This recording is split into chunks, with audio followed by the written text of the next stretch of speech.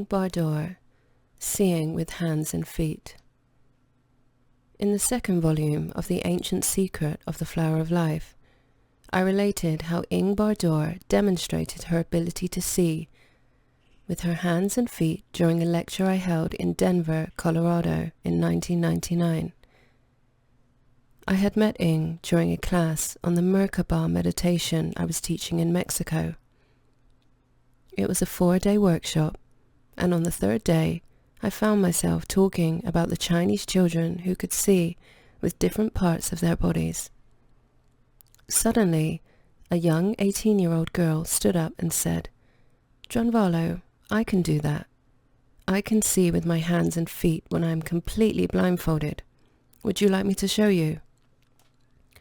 This was completely unexpected, but of course, I wanted her to show me and this group of about 100 people. So Ing, all dressed in white and very beautiful, walked up to the area where I was teaching. She immediately asked if there were any skeptics in the group who didn't believe that she could see when her eyes were completely covered. 2 young men stood up. Ing asked them to come on stage with her and told them to fold up 2 tissues and place them over their eyes in a certain way. Then she wrapped long scarves around their heads to completely seal out any light, and both confirmed that it was 100% totally dark. The 2 men had removed their scarves and tissues by the time Ing had done the same thing to herself, and she kept the 2 men there long enough for them to check and make sure she was not cheating. Once they were satisfied that Ing could not see any light, she began. She sat down on a straight-back chair with her feet flat on the floor and asked if anyone in the room had a photo in a wallet or purse that she could use. One woman took a photo from her purse and gave it to Ing. Ing immediately turned the photo to face right side up. Her fingertips raced over the surface of the photo for about 3 seconds, and then she began to describe it to the group as if she had seen what it showed. It was a photo of a living room where 4 people were sitting on a couch. A large picture was hanging on the wall behind the couch, and there was not much else. It was an ordinary, normal photo. Ing asked, "Would you like me to tell you anything about the people or the house?" This also was something unexpected.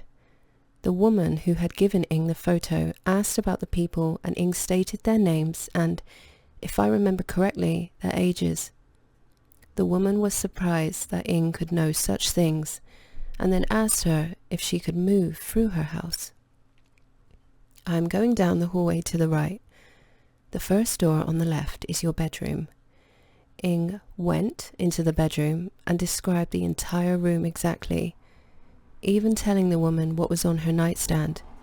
She then went across the hall to the bathroom and again described the room perfectly. The woman was amazed and verified that it was correct. At that point, one of the 2 skeptics jumped out of his seat and began to claim that the whole thing was a hoax and that he was going to prove it. He reached into his back pocket to find his wallet, pulled out his driver's license and handed it to Ing upside down and backwards and asked, "Okay, what is this?" Without hesitation, Ing turned the license around and faced it in the right direction. "This is your driver's license. What do you want to know?" The man said, "Read me the number." And Ing read the number, his address and other basic information off the license. He still was not convinced. He said to Ing, "Tell me something that only I know, and then I will believe you." With a small smile, Ing responded, "You are here with your girlfriend, but you have another girlfriend at home, and her name is..." Ing gave her name to the audience. "And you have been secretly keeping the 2 apart so they don't know about each other."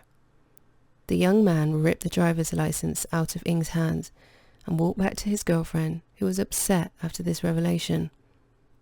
He didn't say another word. Ing continued to demonstrate her abilities, until it was downright obvious that her abilities went far beyond simply seeing what was in the photo she was holding in her hands. She could even give the names of the persons who took the photos and what they were wearing or thinking at the moment they pressed the shutter. We all wondered about what we had witnessed. It was real, but how could it be? What was going on? Through Ing, I discovered that there are 2 schools near Mexico City that are devoted to teaching children how to see with different parts of their bodies as well as other psychic abilities. Ing knew of at least 1,000 Mexican children who could see and know in her special way. Ing and her mother Emma traveled to visit my family and me in Arizona for a few days. We decided to try some psychic tests, and it was fun exploring human potential so directly. What many people thought was make-believe, I was actually witnessing, and so were my 2 children, Mia and Marley, who were 7 and 8 years old at the time. Mia had been quietly watching Ing see without her eyes for several hours. Finally, she couldn't hold back any longer, and she said, "I want to do what you are doing too, please." Ing turned to her, looked into her eyes and said, "Mia, everyone can do this. Would you like to see like I do?" Mia jumped up and down, full of excitement. "Yes, yes, yes." So Ing took her blindfold with the folded tissues and carefully put them on Mia. She kept asking Mia if she could see anything, and kept adjusting until Mia said that it was completely dark. Then Ing thumbed through a stack of magazines for a few minutes until she found just the right photo. A full-page spread of a rhinoceros crossing a blue river that looked like it was taken in Africa. She put the magazine in Mia's lap and placed her hands on the edge of the photo to let her know where it was. Then she simply told Mia to look into the darkness. After a few minutes, Ing asked Mia what she saw, and Mia said, "I can't see anything. It's all just black." Ing told her to keep looking. After about another 5 minutes, she moved closer to Mia and placed her fingers on Mia's shoulder. Instantly, Mia exclaimed, "Ing, I can see. It's a photograph of a rhinoceros crossing a big blue river." Mia couldn't say it right, but we all knew what she was saying. It was clear that Mia could now see like Ing. I asked Ing if she had touched Mia's shoulder at a specific place. She confirmed this and said that she believed she'd become a sort of antenna for Mia so that she could see. In the school where she learned how to do this, said Ing, they helped her see for the first time in the same manner. Another time, when Ing and I were just talking, I asked her what it looked like inside her head when she was seeing. For some reason, she hesitated, but I kept prodding her, until finally she explained, "Okay, but it is a little strange, and that's why I didn't want to talk about it. What I see is something like a TV screen, with little screens all around the outside of the screen in the center. The little screens tell me about what is in the center screen."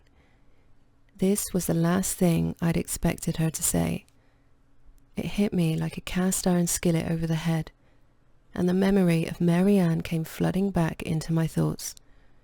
I knew exactly what Ing was talking about, but I'd never applied the idea of Mary Ann's inner screen to the super psychic children. This meant I had to reanalyze everything I thought I knew about these children.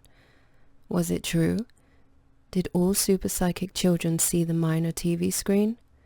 According to Ing, at least the 1,000 kids in Mexico did.